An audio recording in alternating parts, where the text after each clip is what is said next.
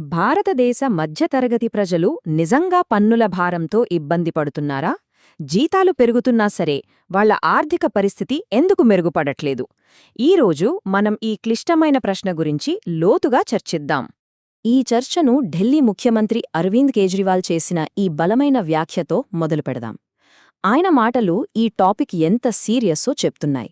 మధ్యతరగతి ప్రజలు ప్రభుత్వానికి ఏటీఎంలా మారిపోయారని, వాళ్లు కష్టపడి సంపాదించిన డబ్బులో చాలా భాగం పన్నులకే పోతుందని వాళ్లు ఫీల్ అవుతున్నారని ఆయన వాదన. సరే, ముందుగా ఈ వాదన వెనుక ఉన్న కథను చూద్దాం. జీతాలు బాగానే పెరుగుతున్నా తమ ఆర్థిక పరిస్థితి మాత్రం మెరుగుపడట్లేదు, ఇంకా చెప్పాలంటే దిగజారుతోంది అని చాలామంది ఉద్యోగులు ఎందుకనుకుంటున్నారు? దాని వెనుక ఉన్న కారణాలేంటి? ఈ ఫీలింగ్ను అర్థం చేసుకోవాలంటే బిజినెస్ స్టాండర్డ్ ఆర్టికల్లోని చిత్రకథ చూద్దాం.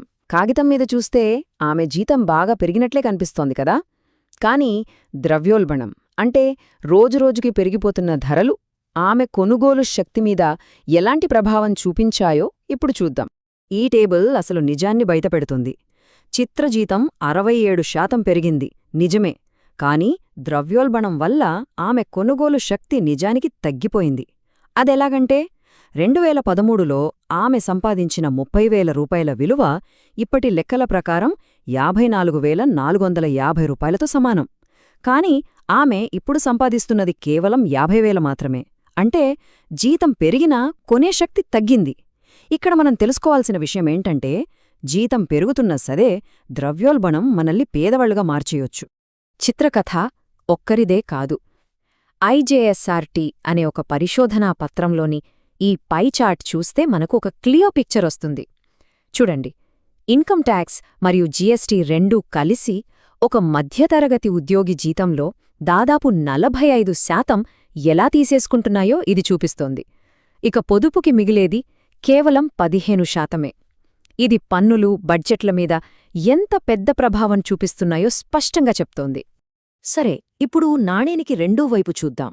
ప్రభుత్వం దీన్ని ఒక సమస్యగా చూడట్లేదు. దీనికి బదులుగా వాళ్లు దీన్ని ఆర్థిక వృద్ధికి, దేశం విస్తరిస్తోందనడానికి ఒక మంచి సంకేతంగా చూస్తున్నారు. వాళ్ల వాదనేంటో చూద్దాం రండి. ఇక్కడ ఈ రెండు వాదనల్ని పక్కపక్కన పెట్టి చూద్దాం. ఒకవైపు పన్నుల భారంతో మధ్యతరగతి నలిగిపోతోందనే వాదన ఉంది. మరోవైపు ఇది అణిచివేత కాదు, మధ్యతరగతి విస్తరిస్తోందనడానికి నిదర్శనమని ప్రభుత్వం అంటోంది. ఆర్థిక మంత్రి చెప్పినట్టు ఎక్కువ మంది పన్ను కడుతున్నారంటే దాని అర్థం అణిచివేత అని కాదు, ఆర్థిక వ్యవస్థ ఫార్మలైజ్ అవుతోందని. అణిచివేత అనడం ఒక తప్పుడు నిర్ధారణ అని వారి వాదన. ప్రభుత్వం తమ వాదనకు సపోర్ట్గా ఈ నంబర్ను గట్టిగా చూపిస్తోంది. గత 11 ఏళ్లలో పన్ను చెల్లించే వాళ్ల సంఖ్య 5.26 కోట్ల నుండి ఏకంగా 12.13 కోట్లకు పెరిగింది. అంటే రెట్టింపుకన్నా ఎక్కువ. ఇది ప్రజలు పేదవాళ్లవుతున్నారని కాదు, ఎక్కువ మంది పన్ను కట్టగల ఆదాయ స్థాయికి ఎదుగుతున్నారని సూచిస్తోందని వాళ్లంటున్నారు. ఆర్థిక మంత్రి పార్లమెంట్లో చెప్పిన ముఖ్యమైన పాయింట్లు చూస్తే వాళ్ల వాదన ఇంకా స్పష్టంగా అర్థమవుతోంది. పన్ను కట్టేవాళ్ల సంఖ్య పెరగడం, పన్ను మినహాయింపు లిమిట్ పెంచడం, కొత్త ట్యాక్స్ సిస్టంతో ఫైలింగ్ సులభం చేయడం, ఇంకా జీఎస్టీని మార్చడం వల్ల కుటుంబ ఖర్చులు తగ్గడం, ఇవన్నీ చూస్తుంటే ఇది అణచివేత కాదు, అభివృద్ధి చెందుతున్న ఆర్థిక వ్యవస్థకు సంకేతమని వాళ్లు బలంగా చెప్తున్నారు. సరే, ఇలా రెండు భిన్నమైన వాదనలు ఉన్నాయి.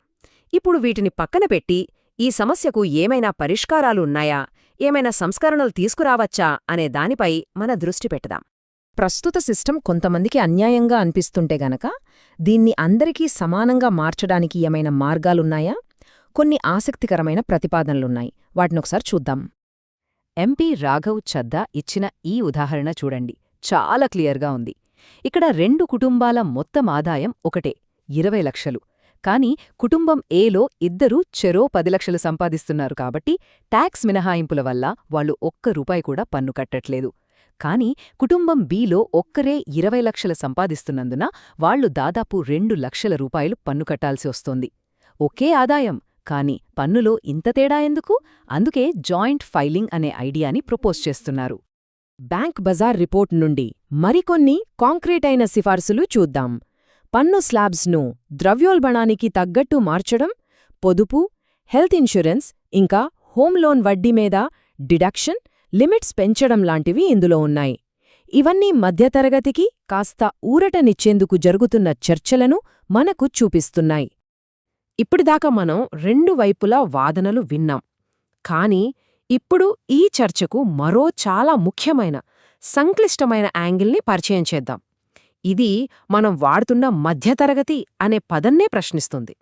ఈ మిస్సింగ్ మిడిల్ అనే పదాన్ని అర్థం చేసుకుందాం. ఎన్సీఈఆర్ వర్కింగ్ పేపర్ ప్రకారం దీని అర్థం ఏంటంటే, హెల్త్ ఇన్సూరెన్స్ లాంటి ప్రభుత్వ పథకాలకు అర్హత లేనివాళ్లు, అలా అని ప్రైవేట్ ఇన్సూరెన్స్ను కొనుక్కునేంత డబ్బు లేనివాళ్లు. వీళ్ళెక్కువగా అసంఘటిత రంగంలో ఉంటారు. పన్నుల గురించి చర్చ వచ్చినప్పుడు వీళ్ల గురించి ఎవ్వరూ ఎక్కువగా మాట్లాడరు. ఇదేదో చిన్న కాన్సెప్ట్ కాదు. ఎన్సీఈఆర్ లాంటి ఒక నమ్మకమైన సంస్థ చేసిన రీసెర్చ్ ప్రకారం భారతదేశంలో ఇలాంటివాళ్లు దాదాపు 35 కోట్ల మందున్నారట. ఆలోచించండి, ఎంత పెద్ద సంఖ్యో! మనం కేవలం జీతాలు తీసుకునే మధ్యతరగతి మీద దృష్టి పెట్టినప్పుడు ఈ భారీ జనాభాను పూర్తిగా పక్కన పెట్టేస్తున్నాం. ఇక ముగింపుకి వస్తున్నాం. ఈ రెండు కీలకమైన, ఒకదానికొకటి పూర్తి భిన్నంగా ఉన్న కథనాల్ని ఫైనల్ సమ్మరీ కోసం మళ్ళీ ఒకసారి గుర్తు చేసుకుందాం. కాబట్టి మనం మొదలుపెట్టిన ప్రశ్న దగ్గరికే మళ్ళీ వస్తే, మధ్యతరగతి పన్నుల భారంతో నలిగిపోతోందా లేక విస్తరిస్తోందా? దీనికి సమాధానం అంత సులభం కాదు. ఎందుకంటే జీతం తీసుకునే పన్ను కట్టే చిత్రాన్ని అడిగితే ఒక సమాధానం వస్తుంది, ప్రభుత్వం వైపు నుంచి చూస్తే మరో సమాధానం కనిపిస్తుంది. కానీ ఆ మిస్సింగ్ మిడిల్ను కూడా లెక్కలోకి తీసుకుంటే మధ్యతరగతి అనే మాటకు అర్థమే మారిపోతుంది. బహుశా ఈ రెండు కథనాలు ఒకే ఆర్థిక వ్యవస్థలో ఒకేసారి నిజమై ఉండవచ్చా? ఈ ప్రశ్నే మన ముందున్న ఈ సమస్య ఎంత సంక్లిష్టమైనదో తెలియజేస్తోంది.